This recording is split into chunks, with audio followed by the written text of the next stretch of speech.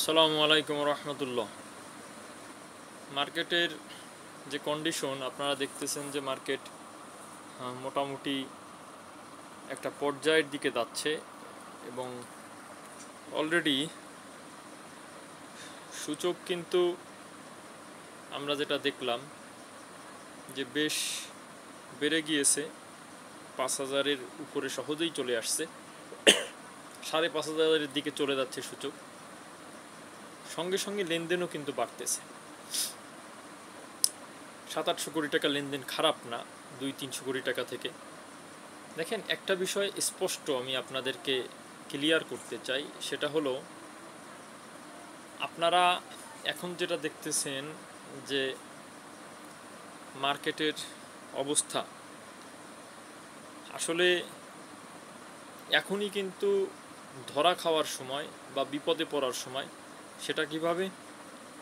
যে শেয়ারগুলা বাড়েনি, অনেক শেয়ার আছে ফান্ডামেন্টাল শেয়ার, এরা বাড়েনি, এরা এখনও প্রাইস গ্রোথ হয়নি, এদের প্রাইস জায়গাতেই আছে।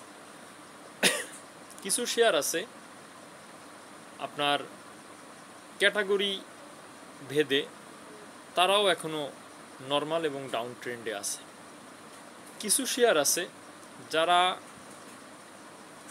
কয়েক দিনে, বিগত ৭-৮ দিনে পর্যাপ্ত তাদের জায়গা থেকে বেড়ে গিয়েছে, যেটা তাদের প্রায় ৬ মাস আগের প্রাইস বা 7 মাস 8 মাস আগের প্রাইস।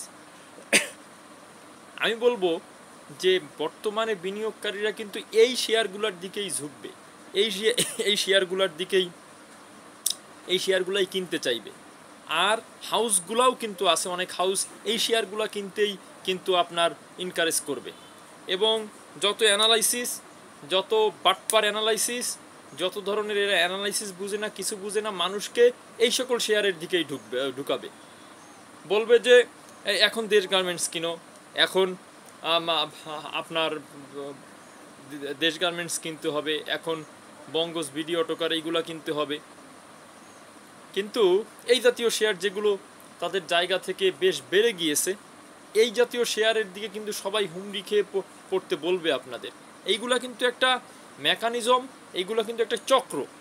অনেক শেয়ার ডাউন ট্রেন্ডে আছে, সেইগুলার কথা না বলে সব বলবে ওই কথা। আমি তখন অ্যাপেক্স ট্যানারির কথা বললাম, কি একজন বলছে অ্যাপেক্স ট্যানারির কথা বলেন?